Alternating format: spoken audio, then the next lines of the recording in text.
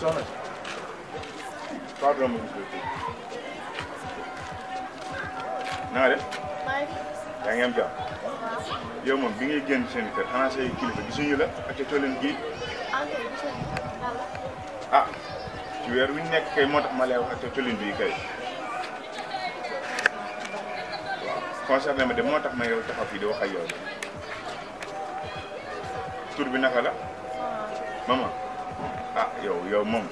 gën ngaa xoromu de ah ah yow kay dangaa xoromu lool sax waaw xanaa bëggoo mag mu lay wéttalee waaw ah tey laa ngi gën a leer kay li ma la wax kay dégg nga bu baax xanaa bëggoo mag mu lay wéttali yow xanaa doo imam sax waaw maay imam de waaw loolu di dëgg imam ak weeru koor gi weeru koor gi ba ci la boo gisee lu baax rek moom kay da nga koy daal di kii gaaw rek balaa gone yi bon yi di si dugg lu baax moo la si dugg waaw yow day da nga yóbbu sama force rek de bi ma rombee nii booy benn affaire sa mère lay laaj rek de dogu si quoi mère xam nga rek mooy loolu noonu gars looy falax ni am na lu ma kàddi la waaw xeer bi la gën lii xeer ku wadal li waaw xam nga li borom sare de ka fa wadal waay waaw garaawul léegi nañ ak amuñ njëriñ de waaye xana jàmbee weccat la waaw waaw gàdde ko le garaaw weccat la de waaw léegi après yoo xam naa moom sa mère xam nga soo duggee ko moom yi fii mooy sa papa kay gaa su ma ko ñëwee non dama ci xool ci mère bi de ci xool mère garaawul yow moom mën na ma am sa numéro téléphone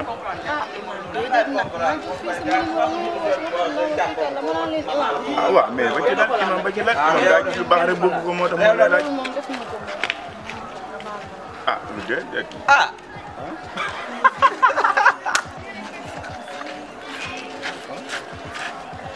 waaw yow moom li yàlla wax ci weeru koor gi ak ci colin gi nit boy taxawal jaarale yow def nga fi wax yow waaw xóotal sa taal bu ndaw bi imam taxal na baba nañ eggale yow xam naa n'est-ce pas man dama doon dem kër gi xale laa war a jigéen imam yow doo ci rus yàlla ak weeru koor wi ngir yàlla fi sabilillah ak mu bokk lu may rus yàlla noonu yow comme gis nga kon dañu ko jël ba jox la chef de quartier bi jox la imam bi ngir yàlla xool lu rëy loolu lay laaj yow xanaa du yaa jiite si jumaa ji maa jiite si jumaa ji ay kii lu fi doon xanaa nekkoo ci weeru quoi kii dama ko doon waar rek ak colinam bi moo tax rek da nga doon waar waaw tey di nga waaru yow yow yaa mujjee waaru yow borom sare liñ def xamuñu ko de ñun nag dara doo taxaw li xam ñu def maam wuy ma taxawal ci gàttal maam ci respect bi ñu lay jox maam duñ la néewal doole waaw nee nañ def loo xam ne doo ko fàtte ba keroog ngay dee imaam nga xam nañu def gis nga xam nga foroon nañ benn affaire waaw maam yàlla loolu gis mu def ko xam nga am na lu tax ñu ne lii xeer la kii sax après ñu fi yàgg ba pare ñu dañuy dox suñu yàlla daa def ay gone yu baax ngeen ay gone yu yaru ngeen waaw moo tax nag léegi xam def léegi da ngay dóor 2 ma dóor 2 pour ñu bañ a gàttal ndax dañuy dogo taxaw rek quoi taxaw rek yow ngay nooy rek taxawal yow taxawal nga ñamak ni waaw ay doom taxawal ne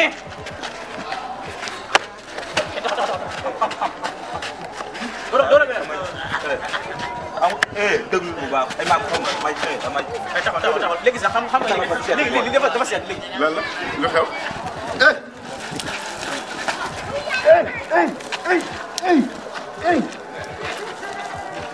booy xiir gi dañ ko yóbbaale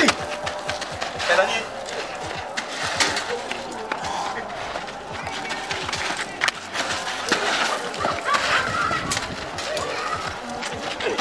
waaw kii su ma koy bëree dañuy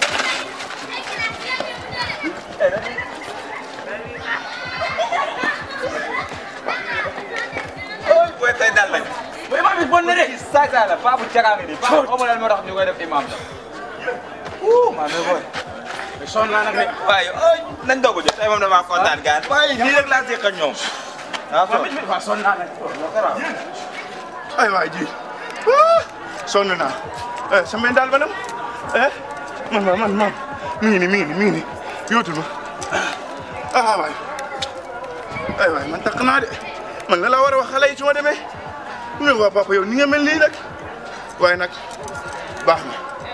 ñii yéen du ma leen wax ba heure jot yéen yàlla gis na leen ni ngeen di door xale imam waaye nag yàlla baax na xaw ma ñëw daaw balaa ñu am. kenn mënul comprendre naatu yaayu Abdou mi ci kër